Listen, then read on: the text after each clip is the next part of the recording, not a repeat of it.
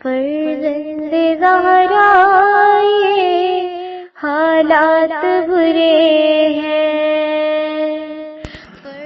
کاشانہ بصیرت ایک ایسا مکمل یوٹیوب چینل جس پر محروم بصارت کے لیے بالخصوص اور تمام افراد کے لیے بالعموم سینکڑوں کی تعداد میں اسلامی کتب دستیاب ہیں۔ لہذا گزارش ہے کہ آپ اپنی ذمہ داری نبھاتے ہوئے کاشانہ بصیرت کو سبسکرائب کرنے کے ساتھ ساتھ بیل آئیکن کو پریس کیجیے تاکہ آپ علم کے حصول کے ساتھ ساتھ مذہب اہل بیت کی اشاعت میں بھی اہم کردار ادا کرتے رہیں۔ کاشانہ بصیرت۔ فرزند زہرا یہ حالات برے ہیں۔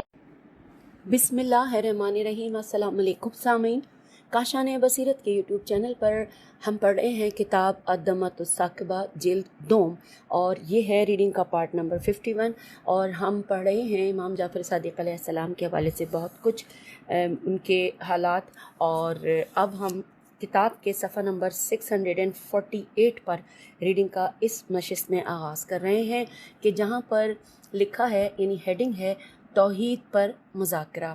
آئیے مل کر پڑھتے ہیں۔ لکھا ہے کہ کتاب کافی میں ابو منصور سے مروی ہے کہ ایام حج میں ایک سال ابن ابو الاوجا الف لام عین جیم الف حمزہ، ابو الاوجا، ابو المقزا اور ابو الاوجا بیٹھے تھے، یہاں دوبارہ ابو الاوجا لکھا ہے، بیٹھے تھے۔ لوگ مصروف طواف تھے۔ ابو المقزا میم قاف لام میم قاف زواد عین، انہوں نے کہا کہ یہ جتنے لوگ مصروف طواف ہیں ان میں اگر انسانیت ہے تو صرف اس شخص میں کہ جو وہ بیٹھا ہے۔ تو ابو الاوجا نے کہا کہ اس کی کیا وجہ ہے؟ تو ابو المقزا نے کہا کہ جو علم، حلم، شرافت، متانت اور دیگر اوصاف اس میں ہیں، یہ سب لوگ ان اوصاف سے خالی ہیں۔ ابو الاوجا نے کہا کہ جب تک میں خود نہ آزماؤں اس وقت تک میں نہیں مانوں گا۔ ابو المقفع نے کہا کہ اگر تو اس کے پاس چلا گیا تو کہیں کا نہ رہے گا، اس کی بات مانے گا نہیں اور اپنا عقیدہ چھوڑ بیٹھے گا، بہتر ہے اس کے پاس نہ جا۔ تو ابو الاوجا نے کہا میرا خیال ہے کہ تو مجھے اس سے منع کر رہا ہے کہ تو نے جو اس کی تعریف کی ہے، اب مجھے ڈر لگ رہا ہے کہ اگر میں اس کے پاس چلا گیا تو وہ میری تعریف پر پورا نہیں اترے گا اور تجھے شرمندگی ہوگی۔ تو ابو المقزا نے کہا کہ اگر ایسی بات ہے تو اب تو جا، لیکن خیال رکھنا کہ اپنے نظریات پر ڈٹے رہنا۔ تو ابو الاوجا چلا گیا۔ کافی دیر بعد واپس آیا تو کہنے لگا اگرچہ اس کا رنگ، روپ، شکل و صورت اور نشست و برخاست انسانوں جیسی ہے، لیکن میں اسے انسان ماننے پر تیار نہیں ہوں۔ یہ کوئی فرشتہ ہے جو بشکل انسان بیٹھا ہوا ہے۔ تو ابو المقزا نے کہا وہ کیسے؟ تو ابو الاوجا نے کہا کہ جب میں اس کے پاس جا کر بیٹھا اور دیگر لوگ ایک ایک کر کے چلے گئے، جب صرف وہ اور میں بچ رہے تو کہنے لگا کہ اگر معاملہ اس طرح ہے کہ جس طرح یہ طواف کرنے والے کہتے ہیں اور ہے بھی فی الواقع اسی طرح، تو پھر یہ لوگ نجات پا جائیں گے اور تم لقمہ جہنم بن جاؤ گے، اور اگر معاملہ اس طرح ہوا کہ جس طرح تم کہتے ہو جبکہ اس طرح نہیں ہے تو پھر تم اور یہ لوگ برابر رہو گے۔ میں نے کہا کہ وہ کیا کہتے ہیں اور ہم کیا کہتے ہیں؟ مجھے تو کسی بات میں بھی کوئی فرق نظر نہیں آتا۔ اس نے کہا کہ تم دونوں مختلف نظریات رکھتے ہو اور پھر بات ایک کیسے ہو سکتی ہے؟ یہ طواف کرنے والوں کا عقیدہ ہے کہ یوم حشر ہوگا، حساب و کتاب ہوگا، ثواب و عقاب ہوگا، اور تم لوگ ان چیزوں سے انکار کرتے ہو۔ میں نے اسے غنیمت جان کر کہا کہ اگر بات ایسی ہے تو جیسے کہ یہ لوگ کہتے ہیں اور اللہ فی الواقع موجود ہے، تو پھر وہ سامنے آ کر لوگوں کو اپنی دعوت خود کیوں نہیں دیتا تاکہ یہ اختلاف نہ رہے؟ تو اس نے کہا کہ وجود باری علیحدہ معاملہ ہے، لوگوں کے اختلاف علیحدہ معاملہ ہے۔ کیا اختلافات کو عدم وجود کی دلیل قرار دیا جا سکتا ہے؟ میں نے کہا نہیں۔ اس نے کہا کہ اس ذات کو کیسے معدوم کہا جا سکتا ہے جس نے تجھے نہ ہونے کے بعد وجود دیا اور جس نے تجھے بچنے کے بعد تجھے بڑا کیا، بچپنے کے بعد تجھے بڑا کیا، جس نے کمزوری کے بعد تجھے طاقتور بنایا، جس نے طاقتور بنانے کے بعد تجھے دوبارہ کمزور کر دیا، جس نے تندرستی میں تجھے بیمار کیا اور جس نے بیماری میں تجھے صحت دی، جس نے غصے میں تجھے ٹھنڈا کیا اور جس نے اعتدال میں تجھے غصہ دیا، جس نے خوشی میں تجھے غم دیا، جس نے غم میں تجھے خوشی دی، جس نے بغض میں تجھے محبت دی اور جس نے محبت میں تجھے عداوت دی، جس نے عاجزی میں تجھے عزم دیا، جس نے عزم میں تجھے عاجز کیا، جس نے ناپسندیدگی میں تجھے خواہش دی، جس نے خواہش میں تجھے ناپسندیدگی دی، جس نے خوف میں تجھے امن دیا اور جس نے امن میں تجھے خوف دیا، جس نے مایوسی میں تجھے امید دلائی اور جس نے امید میں تجھے مایوس کیا۔ اسی طرح میری ایک ایک وہ صفت گنتا چلا گیا جو مجھ میں تھیں اور جن سے میں انکار نہیں کر سکتا تھا۔ ابو المقزہ نے کہا، اب میری بات کی تصدیق ہوتی ہے یا نہیں؟ تو ابو الاوجا نے کہا کہ اس کے متعلق اب کبھی تجھ سے بات نہیں کروں گا، تیری بات سے میں کہیں زیادہ سمجھنے لگا ہوں۔ اور یہاں پر یہ قصہ مکمل ہوا۔ آئیے آگے چلتے ہیں۔ اگلے پیراگراف میں ہے کہ کتاب ارشاد مفید میں عباس ابن عمر سے مروی ہے کہ ایک مرتبہ ابو الاوجا ابن طالوت اور ابن اعما الف عین میم چھوٹی ہے کھڑا زبر اور ابن فقفہ فے قاف فے عین اپنے دیگر رفقا کے ساتھ مسجد الحرام میں بیٹھے تھے۔ امام صادق علیہ السلام بھی ایک گوشہ مسجد میں تشریف فرما تھے۔ مختلف لوگ اپنی ضرورت کے مسائل دریافت کر رہے تھے۔ ابو الاوجا کے ساتھیوں نے اس سے کہا کہ کیا اتنی ہمت ہے کہ علم و دانش کے اس پہاڑ سے ٹکر لے کر آج سے اپنے چاہنے والوں کے سامنے شرمندگی ہو؟ تو دوبارہ پڑھتے ہیں اس لائن کو۔ ابو الاوجا کے ساتھیوں نے اس سے کہا کہ کیا اتنی ہمت ہے کہ علم و دانش کے اس پہاڑ سے ٹکر لے کر آج سے اپنے چاہنے والوں کے سامنے شرمندگی ہو؟ تو لکھا ہے ابو الاوجا نے کہا کہ یہ کون سی بڑی بات ہے، میرے ایک سوال کا جواب بھی نہ دے پائے گا۔ تو ابن مقفہ نے کہا کہ ذرا سنبھل کے جانا، یہ دونوں مسلمان علماء سے مختلف ہے۔ اپنے دعوے کے مطابق علم نبوت کا وارث ہے اور میں نے آج تک کوئی ایسا شخص نہیں دیکھا جس نے اسے لاجواب کیا ہو۔ تو ابو الاوجا اٹھ کر آپ کے پاس چلا آیا، آپ کے پاس آ کر بیٹھ گیا اور اسے دیکھ کر دوسرے تقریباً سب لوگ ادھر ادھر ہو گئے۔ ابو الاوجا نے کہا، اے ابو عبداللہ، سنا ہے آپ فرزند رسول صلی اللہ علیہ وآلہ وسلم اور علم رسول صلی اللہ علیہ وآلہ وسلم کے وارث ہیں، آپ کی بڑی علمی شہرت سنی ہے۔ چند ایک سوالات میں اگر نہ آپ نوازش ہو تو میں چند ایک سوالات کروں؟ آپ نے فرمایا، اتنی تمہید کی کیا ضرورت تھی، جو پوچھنا ہے پوچھ لے۔ ابو الاوجا نے کہا، یہ کیا تماشا ہے کہ ہر سال آپ لوگ اس گھر میں جمع ہوتے ہیں، اس بے جان پتھر کو بوسہ دینے کی خاطر ایک دوسرے پر گرتے پڑتے ہیں، پتھروں سے بنے ہوئے اس گھر کی پوجا کرتے ہیں، اس کے ارد گرد اونٹ کی طرح دوڑ لگاتے ہیں۔ جو دانش مند بھی آپ کے ان مضحکہ خیز کاموں کو دیکھتا ہے، ہنسے بغیر نہیں رہ سکتا۔ آپ اس معاملے میں ایک مرکزی حیثیت رکھتے ہیں اور آپ کے جد امجد اس کے بانیوں میں سے تھے، کچھ ہمیں بھی سمجھائیں۔ آپ نے فرمایا، ابو الاوجا، جو گمراہ ہو جاتا ہے، جو راستے سے بھٹک جاتا ہے اور جس کا دل بے نور ہو جاتا ہے، اسے پر سنجیدگی میں مذاق اور ہر دانش میں جہالت نظر آتی ہے۔ اگر تو اس سالانہ اجتماع کو امت مسلمہ کے عالمی مرکزی اجتماع کی نگاہ سے دیکھتا تو تجھے اپنی عقل پر رونا آتا۔ اللہ نے اپنی مخلوق کو آزمایا ہے کہ جو گھر بیٹھ کر میری توحید کا ذکر کرتے ہیں، کیا وہ میرے حکم کی اطاعت میں گھر چھوڑ کر یہاں آتے ہیں یا نہیں آتے؟ جس مکان کو وہ اپنا قبلہ سمجھتے ہیں، اس کی تعظیم کرتے ہیں یا نہیں کرتے؟ تجھے کیا معلوم کہ اللہ نے اسے کب بنایا ہے؟ اللہ نے اسے زمین بچھانے سے 2000 برس قبل خلق کیا تھا۔ ایسی ذات کا حق ہے کہ جس بات سے روکے انسان رک جائے اور جس بات کا حکم دے انسان بجا لائے۔ اللہ ہی تو ہے جس نے ارواح و اشکال عالم کو پیدا فرمایا ہے۔ ابو الاوجا نے کہا کہ اے جعفر، آپ ایسی ذات کی بات کر رہے ہیں جو قطعاً غائب ہے، آپ نے فرمایا ذات باری کو بھلا کیسے غائب کہا جا سکتا ہے، جو اپنی مخلوق کا شاہد ہے، جو شہرک سے بھی زیادہ قریب ہے، جو ہر مخلوق کی ہر بات سنتا ہے، جو ہر مخلوق کے دل میں پوشیدہ رازوں سے واقف ہے، جس سے کوئی جگہ خالی نہیں اور جو کسی جگہ سما نہیں سکتا، جس کے لیے کوئی مکان دوسرے کی نسبت قریب نہیں، اس کے وجود ذات پر اس کے آثار شاہد نہیں اور اس کے ہر افعال ہر جگہ اس کے وجود کے گواہ ہیں۔ وہ ذات جس نے محمد صلی اللہ علیہ وآلہ وسلم جیسے نبی کو آیات و معجزات دے کر مبعوث کیا، اس نبی مبعوث نے ہمیں ان عبادات کا حکم دیا ہے۔ اگر تجھے ان عبادات میں سے کسی عبادت کی معقولیت میں کوئی اشتباہ ہو تو مجھے بتا، میں تیرا ہر اشتباہ دور کرنے کو تیار ہوں۔ ابو العوجہ سے کوئی جواب نہ بن پڑا۔ اپنے ایک دو ساتھی جو ساتھ لایا تھا انہیں لے کر اٹھ گیا۔ جب ابن مقفع وغیرہ کے پاس پہنچا تو ان سے کہنے لگا کہ آپ لوگوں نے مجھے اس کا صحیح تعارف نہیں کرایا تھا۔ ابو العوجہ کے ساتھیوں نے کہا، آج کے بعد کم از کم ہماری موجودگی میں کبھی ولیات لاف زنی نہ کرنا۔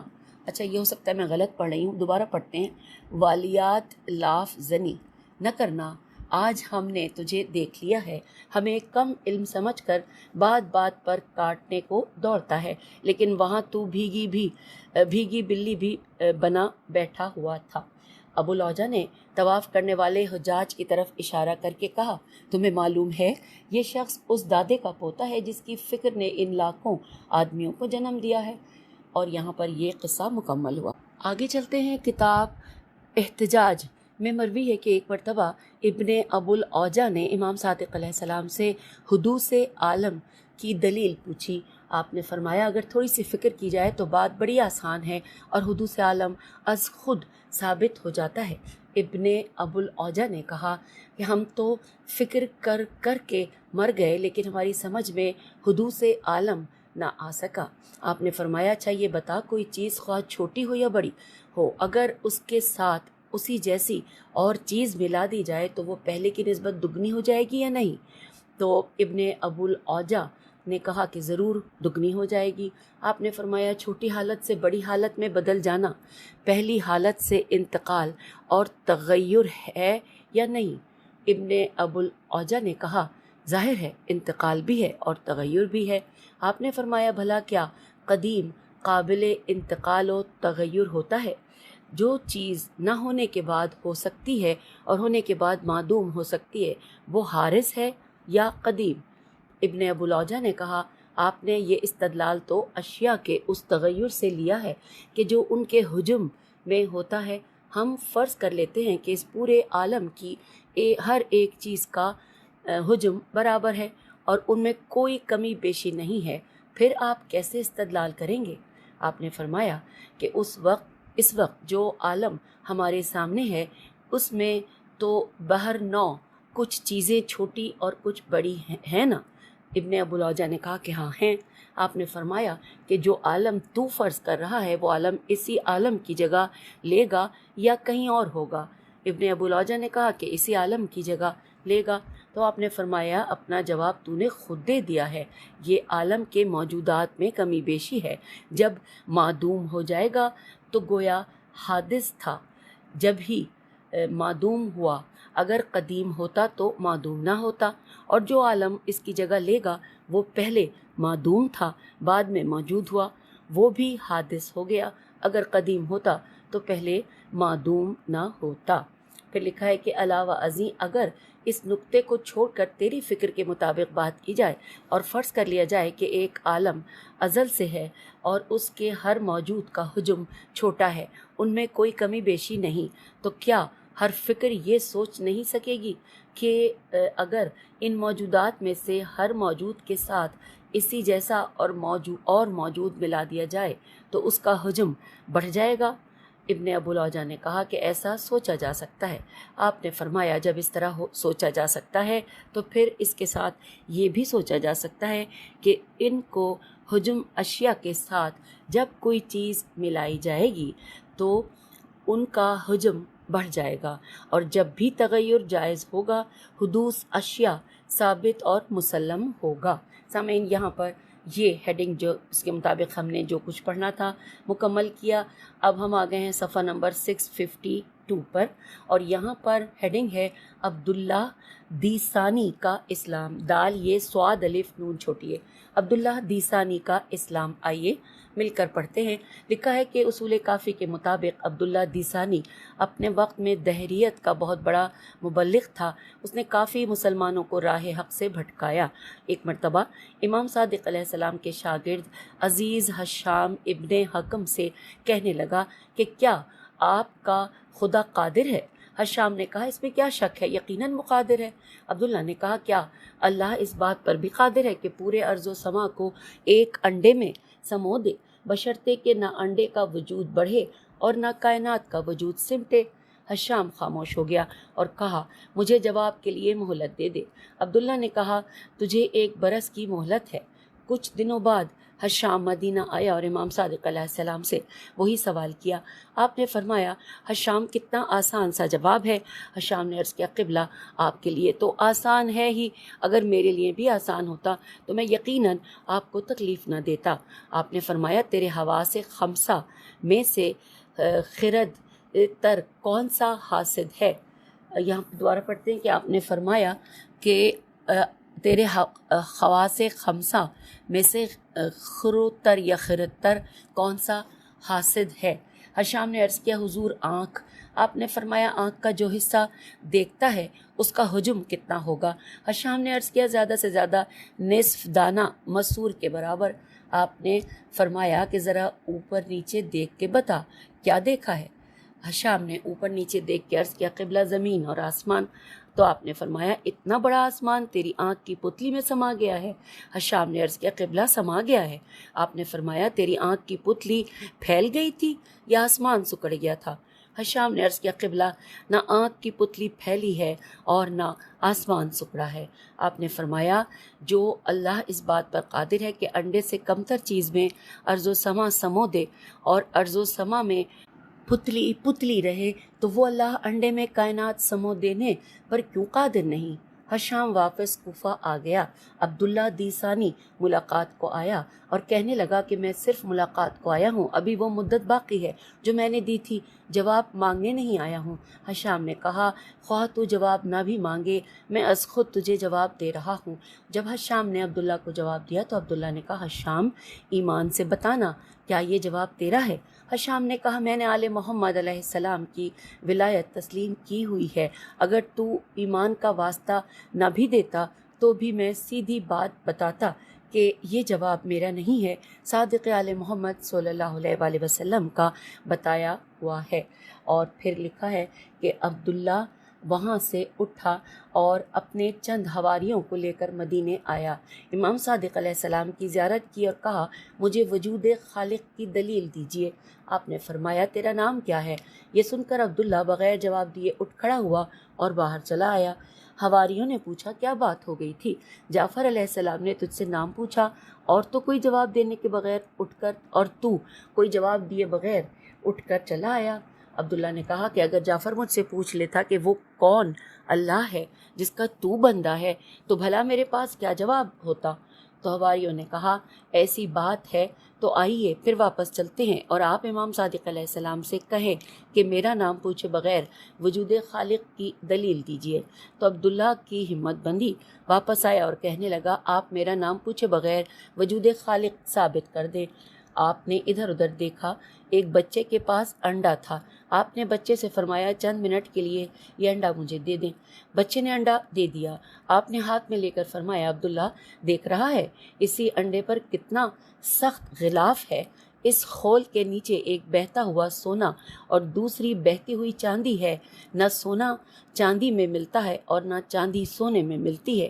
اس میں کوئی ایسی راہ نہیں کہ جس کے ذریعے ہمیں اس کے باطن کا پتہ چل سکے کہ گندا ہے یا صحیح ہے۔ ہمیں یہ بھی معلوم نہیں کہ اس سے نر پیدا ہوگا یا مادہ، اور پھر اسی سونے اور چاندی سے رنگا رنگ پرندے جنم لیتے ہیں۔ اب تو ہی بتا کیا اس کا کوئی مدبر ہے یا نہیں؟ عبداللہ نے کچھ دیر کے لیے سر جھکایا اور پھر کہنے لگا اشہد ان لا الہ الا اللہ وحدہ لا شریک لہ و اشہد ان محمد عبدہ و رسولہ و انک حجۃ اللہ و امام الخلق حقہ۔ میں اپنی سابقہ زندگی سے توبہ کرتا ہوں۔ سامعین، یوں یہاں پر یہ مکمل ہوا۔ اب اگلی ہیڈنگ ہے زندیق سے مناظرہ۔ آئیے مل کر پڑھتے ہیں۔ سامعین، اس کو ہو سکتا ہے زندیق بھی پڑھتے ہوں اور میں نے زندیق کہا، چلیے جو اس میں سے بہتر ہو آپ سمجھ لیجیے گا، میں نے وہی کہا۔ لکھا ہے احتجاج کتاب میں مروی ہے کہ ایک زندیق نے امام صادق علیہ السلام سے سوال کیا کہ آپ لوگ ایسے معبود کی عبادت کیوں کرتے ہیں جو نظر نہیں آتا؟ آپ نے فرمایا ہم معبود کو نور ایمان سے دیکھتے ہیں، ہماری عقل ہمارے معبود کو دلائل سے ثابت کرتی ہے، ہماری آنکھیں آثار معبود دیکھتی ہیں، انبیاء نے ہمیں ہمارے معبود کے وجود کی اطلاع دی ہے۔ زندیق نے کہا کہ کیا آپ کا معبود اتنی عظیم تر قدرت کے ہوتے ہوئے کیا اس بات پر قادر نہیں ہے کہ وہ آپ کے سامنے آ جائے اور آپ اسے دیکھ کر اس کی عبادت کر سکیں؟ آپ نے فرمایا جو چیز محال ہو اس کا جواب نہیں ہوا کرتا۔ زندیق نے کہا اگر ظہور خدا محال ہے اور محال کا جواب نہیں ہوتا تو پھر انبیاء کی بعثت کیسے ثابت ہو سکتی ہے؟ آپ نے فرمایا ہاں، بعثت انبیاء کا ثبوت واضح ہے، کیونکہ جو ذات اتنی عظیم ہو کہ مخلوق اس کے ظہور کی متحمل نہ ہو تو اس کے ایسے سفراء ہونا چاہیے کہ جو خالق اور مخلوق کے مابین رابطہ ہوں، خالق کی طرف سے وہ مخلوق کو اللہ کے وہ احکام پہنچائیں جن میں ان کی زندگی ہو، اور انہی سفراء کا نام انبیاء ہے، اور ان کی بعثت ان کی صداقت، امانت، دیانت اور ایسے معجزات سے ثابت ہوتی ہے جن کی مثل مخلوق کا کوئی دوسرا فرد نہیں بجا لا سکتا۔ مثلا مادر زار نابینا کو بینا کرنا اور مردہ کو زندہ کرنا، لکڑی کا جاندار سانپ میں بدل جانا وغیرہ وغیرہ۔ ہمارا نہ صرف عقیدہ ہے بلکہ قانون فطرت ہے کہ روئے ارض حجت خدا سے خالی نہیں رہ سکتا۔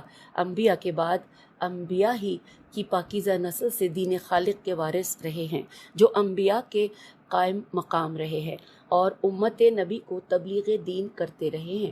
زندیق نے کہا کہ اگر ہر دور میں ہر نبی کے بعد اس کی پاکیزہ اولاد میں سے ایسے افراد رہے ہیں جو نہایت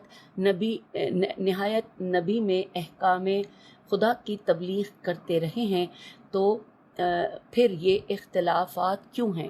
آپ نے فرمایا کسی دور میں بھی اختلاف توحید، نبوت اور قیادت میں نہیں رہا، اختلاف صرف بعد از نبی معرفت حجت میں رہا ہے۔ کچھ لوگ حجت خدا کی معرفت حاصل کر کے اس سے صراط مستقیم کا درس حاصل کرتے ہیں، اور کچھ لوگوں نے منمانی کر کے حجت خدا کی جگہ خود ہی لے لی ہے، جس کا نتیجہ امت کی گمراہی ہوا۔ اور زندیق نے کہا کہ پھر ایسی حجت خدا کا کیا فائدہ کہ جو لوگوں کو اپنا آپ نہ منوا سکے؟ پھر آپ نے فرمایا حجت خدا کے لیے یہ ضروری ہے کہ اقتدار کی لاٹھی اس کے ہاتھ میں ہو۔ حجت خدا کے لیے تحفظ دینا ضروری ہے اور یہ کام اقتدار کے بغیر بھی ہوتا رہتا ہے۔ کچھ افراد بہر طور ایسے رہتے ہیں جو حجت خدا سے احکام اسلام لے کر لوگوں کو بتاتے رہتے ہیں۔ زندیق نے کہا یہ فرمائیے کہ اللہ نے عالم کو کس شے سے پیدا کیا ہے؟ آپ نے فرمایا لا شیء سے۔ تو زندیق نے کہا بھلا لا شیء سے کوئی شے کیسے خلق کی جا سکتی ہے؟ آپ نے فرمایا دو ہی صورتیں ہیں، یا تو اللہ نے عالم کو شے سے پیدا کیا اور یا لا شے سے۔ اگر ہم یہ فرض کر لیں کہ اللہ نے شے سے پیدا کیا ہے تو پھر ہمیں اس شے کو قدیم ماننا ہوگا، وہ حادث نہ رہے گی۔ اگر ہم قدیم مان لیں تو پھر ہمیں یہ بھی ماننا ہوگا کہ چونکہ قدیم میں تغیر نہیں ہوتا اور قدیم پر عدم طاری نہیں ہوتا، پھر ہمیں اس شے کے متعلق یہ بھی تسلیم کرنا ہوگا کہ جو ہر واحد ہوگی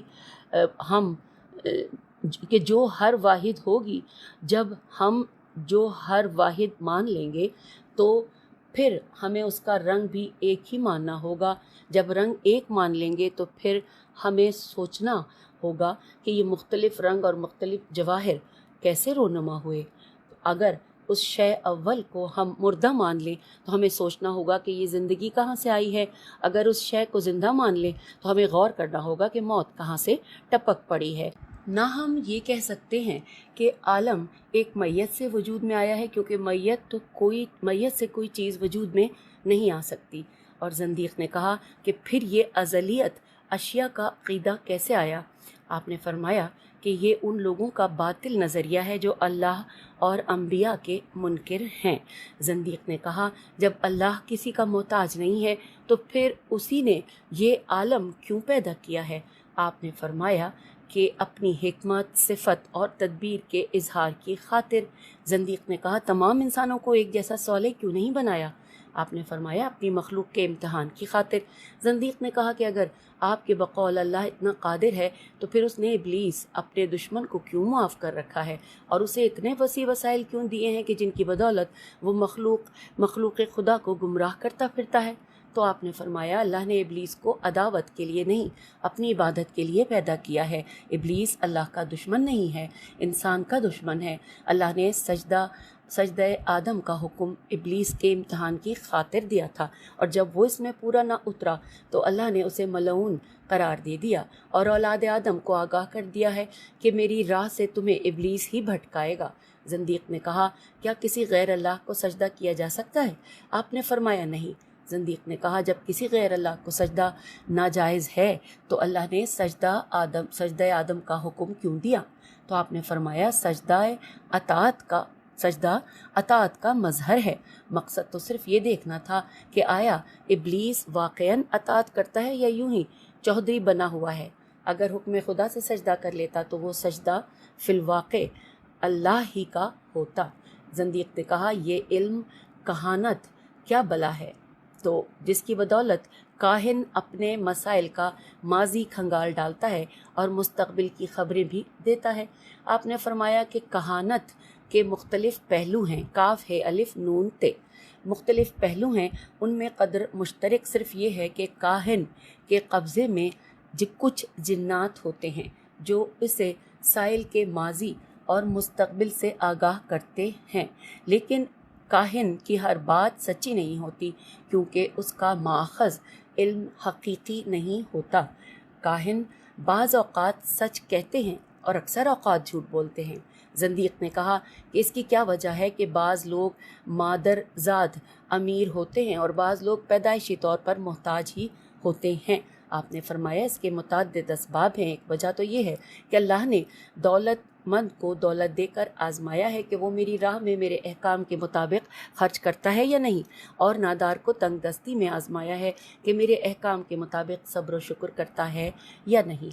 दूसरी वजह ये भी है कि दौलतमंदों को अल्लाह ने दुनिया में कुछ दे दिया है जो नादारों को आखिरत में देगा। और तीसरी वजह ये भी है कि अल्लाह ने ज़र्फ़ के मुताबिक दिया है, जिसमें जितनी क़ुव्वत बर्दाश्त थी उसे उतना ही दिया है।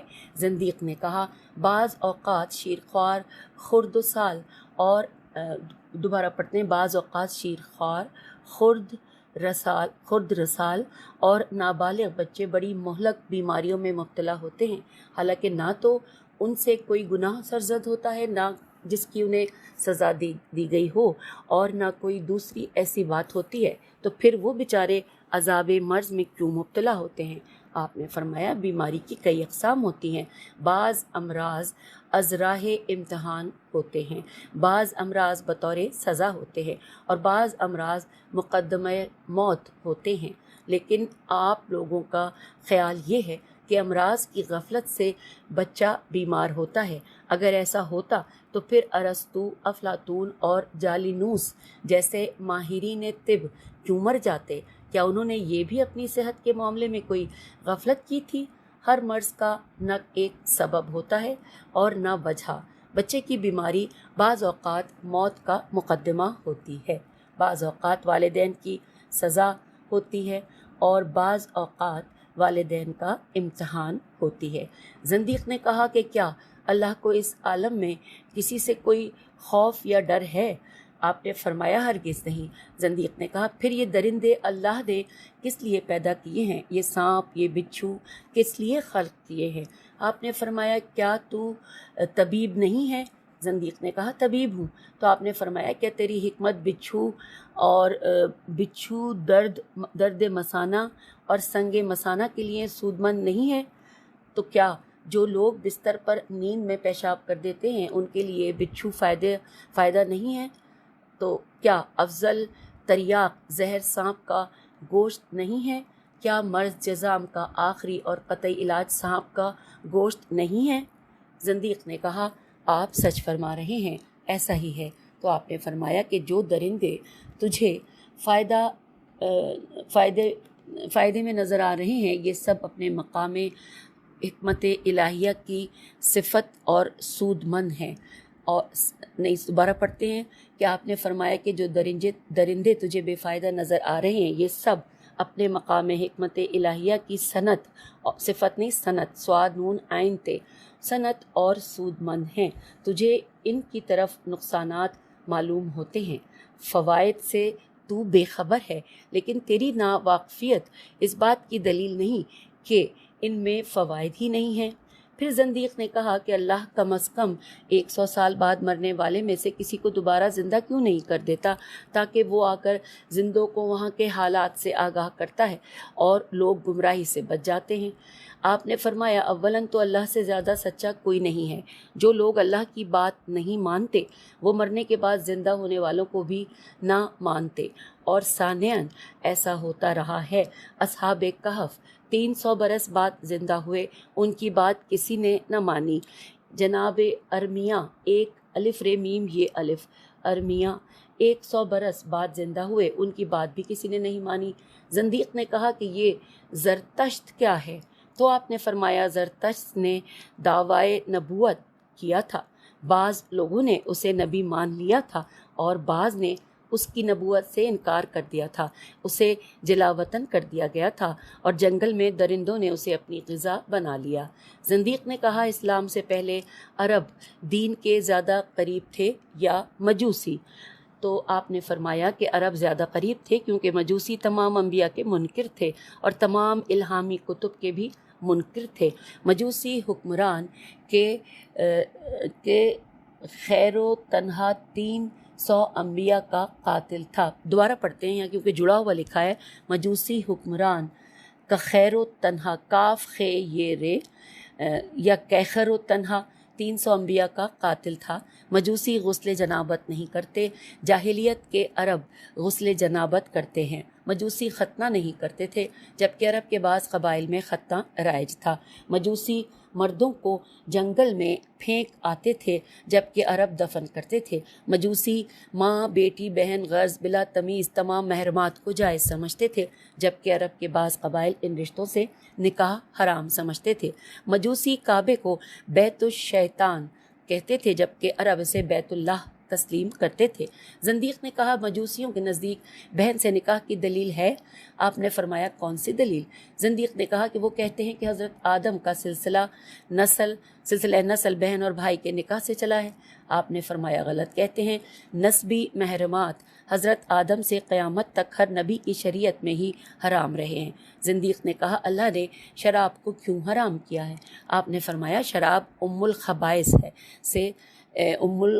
ہے، شرابی اتنا اس کو پی کر مسلوب العقل ہو جاتا ہے کہ اسے نہ ماں کا خیال رہتا ہے، نہ بہن کا، نہ اللہ کی فکر ہوتی ہے، نہ حرام و حلال کی، نہ صلح کا خیال کرتا ہے، نہ امن کا۔ شرابی کی باغ ڈور پوری طرح شیطان کے ہاتھ میں ہوتی ہے، جدھر شیطان چاہتا ہے ادھر موڑ لیتا ہے۔ زندیق نے کہا خون کھانا کیوں حرام ہے؟ آپ نے فرمایا جزام کے اسباب میں سے ایک اہم سبب خون کھانا ہے۔ خون کھانے سے انسان کا رنگ بدل جاتا ہے، دل سخت ہو جاتا ہے، جسم میں بدبو پیدا ہوتی ہے۔ زندیق نے کہا پٹھے کھانا کیوں حرام ہے؟ آپ نے فرمایا پٹھے کھانا بھی جزام پیدا کرتا ہے۔ زندیق نے کہا مردار کھانا کیوں حرام ہے؟ آپ نے فرمایا مردار کا خون نکلنے کے بجائے اس کے جسم میں جم جاتا ہے اور جو بد اثرات خون خوری سے ہوتے ہیں وہ تمام اثرات مردار خوری سے ہو سکتے ہیں۔ پھر زندیق نے کہا مچھلی بھی تو مردار ہوتی ہے۔ آپ نے فرمایا نہیں، مچھلی مردار نہیں ہوتی، کیونکہ مچھلی کی تکبیر اس کا پانی سے باہر اپنی موت مرنا ہوتی ہے۔ پانی سے باہر مچھلی کے تڑپنے سے اس کے تمام مضر اثرات ختم ہو جاتے ہیں، اور سب سے بڑی بات یہ ہے کہ مچھلی میں خون نہیں ہوتا۔ زندیق نے کہا زنا کیوں حرام ہے؟ آپ نے فرمایا زنا سے میراث اور صلہ رحمی جو انسانی معاشرے کی جان ہے ختم ہو جاتے ہیں، اور زانیہ عورت کو نہیں معلوم ہوتا کہ حمل کس کا ہے، اور نہ بچے کو معلوم ہوتا ہے کہ میرا باپ کون ہے۔ زندیق نے کہا ہم جنسی کیوں حرام ہے؟ آپ نے فرمایا ہم جنسی سے نسل انسانی کے منقطع ہونے کا یقین ہے۔ جب مرد پر گزارا کر لے اور عورت کی ضرورت محسوس نہ کرے تو نسل انسانی کیسے بڑھے گی؟ زندیق نے کہا جب انسان اپنی بیوی سے مباشرت کرتا ہے تو پھر غسل جنابت کیوں واجب ہے، جبکہ جاتیر اور حلال کم ہے؟ یہاں پہ لکھا ہے جبکہ جاتیر، جیم الف تے یہ رے، اور حلال کم ہے۔ لکھا ہے کہ حلال میں تو نجاست نہیں ہونا چاہیے تھی۔ تو آپ نے فرمایا کہ مرد کے لیے جنابت بالکل اسی طرح ہے جس طرح عورت کے لیے ماہواری ہے۔ منی خون سے مختلف رنگ کی ہوتی ہے، لیکن فی الواقع خام خون ہی ہوتی ہے۔ جمع اسی وقت ہوتا ہے جب انسان کی شہوت اپنے عروج پر ہوتی ہے۔ جب مرد فارغ ہوتا ہے تو پورا جسم غلبہ شہوت کے کم ہونے سے سانس لیتا ہے۔ اگر مرد خیال کرے تو اسے اپنی سانس سے بھی بدبو سی محسوس ہوگی۔ اسی لیے ضروری ہے کہ انسان پورے بدن سے اٹھنے والی بدبو کو غسل سے ختم کرے۔ سامعین، یہاں پر یہ مناظرہ ابھی جاری ہے، اور میں نے آگے جا کے دیکھا تو ابھی بھی 3 صفحات باقی ہیں، تو بہتر یہ ہے کہ ہم آپ سے اجازت چاہتے ہیں، اگلی نشست میں اس کو مکمل کریں گے، اور پھر امید ہے کہ اگلی نشست جو ہے وہ آخری ہی نشست ہوگی اور ہم اس کتاب کو مکمل کر لیں گے۔